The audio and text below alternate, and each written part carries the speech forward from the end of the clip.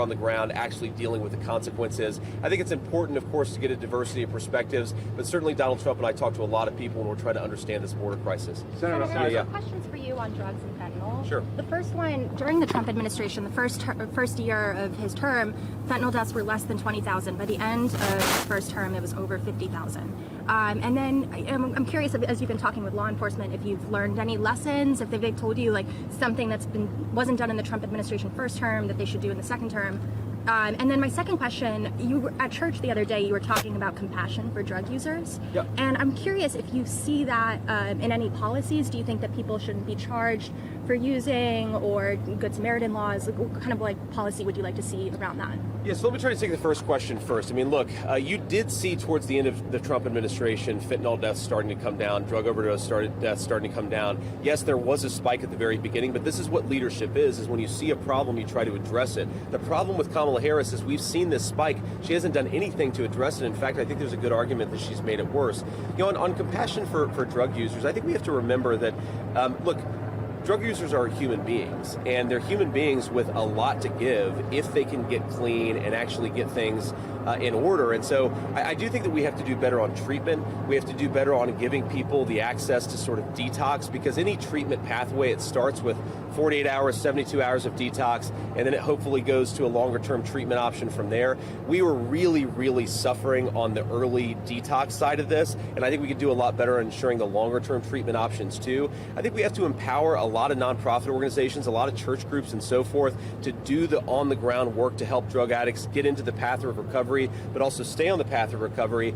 And I think finally, we have to stop the bleeding. The thing that kills second chances is when fentanyl comes into these communities. You have, you know, a 22-year-old girl who relapses. I see this story in Ohio all the time. She's been clean for 2 years. She relapses, and that's it. She never gets another opportunity at a second chance. If you have 70,000 Americans dying of fentanyl overdoses every single year, that is the main thing that you have to stop. You have to give people the second chance before they can take advantage of it. Senator, when you talk to the union, questions for you. Yeah. So first I was... Sorry, I just want to make sure everybody gets a question. Yeah, first I wanted you to clarify something we said in our interview yesterday. Are you Sure. still planning on being on stage with Tucker Carlson later this month? And then related to the border, what's the Trump-Vance plan to stop social media being used for cartel recruitment? Yeah, very, very good question. So on the first question, yes. Look, I believe, agree or disagree with anything that Tucker Carlson or his guests say, we believe in free speech. We believe if you don't like an idea, and obviously, you know, the Holocaust was a terrible tragedy,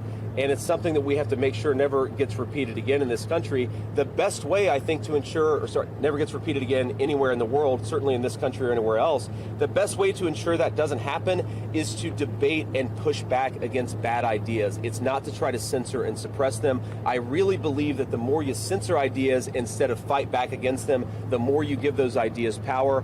On the second question, it was, sorry, remind me? Using social media for cartel. Yeah. So look, damn thing. So the thing on social media is, look, these companies are making billions of dollars, and a lot of them are getting rich by actually facilitating some really, really bad stuff. And we have to stop that, right? And if you're not willing to use the power of law enforcement to tell these social media companies they have to stop facilitating drug trafficking and sex trafficking, then you're not fit to be a leader of this country. We certainly believe that if the the Department of Justice applied appropriate pressure on these social media companies, they could behave a lot better. And if they don't, there's going to be hell to pay. It is ridiculous that you have American businesses facilitating drug trafficking and sex trafficking. It's making these guys' lives harder. We're going to make their lives easier when Donald Trump is president. Senator, when you talk to the Border Patrol Union, what are the topics what is the top of the list of the things they would like to see when the Trump administration gets back into the White House? You know, just one, they want to be empowered to do their job, right? They don't want, when somebody comes across the border illegally, I think they'd like to be able to send them back instead of have to processing them and then send them back into the country. They give them an ID, they find these IDs ripped up a couple miles away. They know that a lot of these guys are criminals. They know that a lot of them have connections to gangs.